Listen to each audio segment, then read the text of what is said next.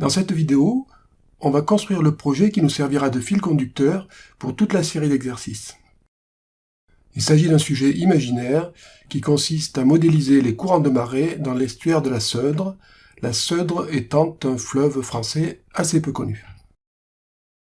Notre projet débute le 28 juin 2021. Informations sur le projet, date de début, je vais en 2021.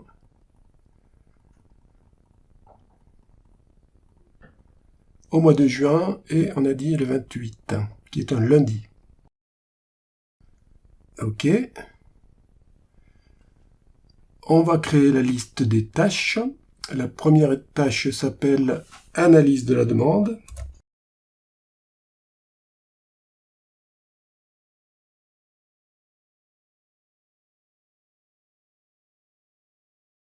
Voilà, je rappelle qu'on est en mode automatique, d'où le symbole qui apparaît dans la colonne « Mode tâche » et le fait qu'on a une durée, une date de début et une date de fin.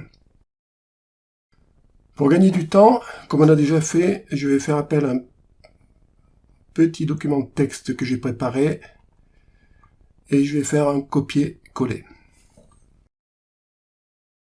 de la suite des tâches.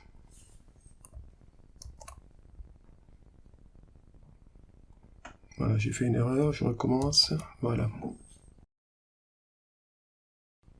On va s'occuper de la colonne durée.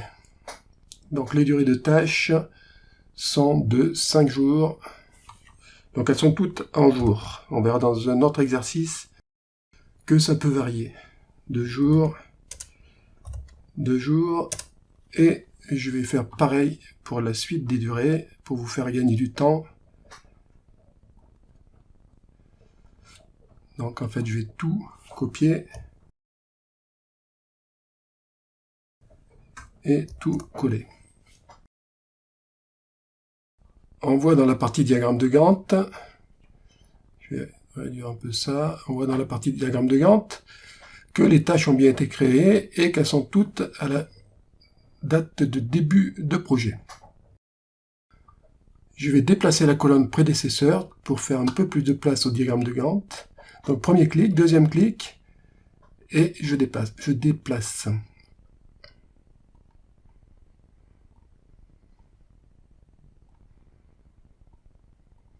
Voilà. On s'occupe maintenant des prédécesseurs. Donc pour chaque tâche, on va dire quelle est la tâche qui lui est, ou les tâches qui lui sont antérieures. Recherche documentaire suit analyse de la demande. Il faut que je montre également les numéros, la colonne des numéros de tâches. Voilà, donc ici, je entre carrément le chiffre 2. Pardon, le chiffre 1, bien sûr. La tâche 2 est un successeur de la numéro 1. On voit dans la partie droite du Gantt que le lien correspondant a bien été mis en place. Et on va continuer avec la même logique d'économie de temps. Je fais un copier-coller de la suite. Copier, coller. Ça, c'est une erreur. Donc, les prédécesseurs qu'on voit ici se traduisent par des liens dans la partie diagramme de Gantt. Quand il y a deux prédécesseurs, les numéros des prédécesseurs sont séparés par un point-virgule.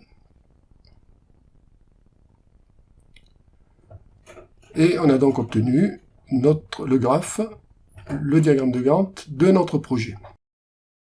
On a presque fini.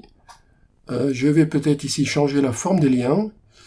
Clic droit, disposition, et plutôt que ce type de lien, je vais choisir celui-ci. Voilà, ça donne quelque chose d'un peu plus lisible en général. On va vérifier la date de fin de projet, qui est au 21 juillet 21 juillet 2021.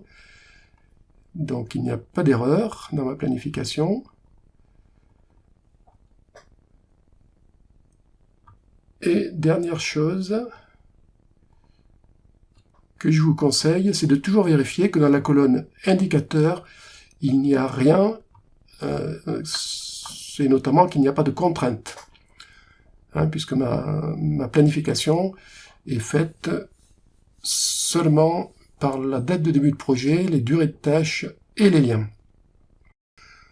Voilà donc, on a préparé le sujet qui nous servira pour la suite des exercices.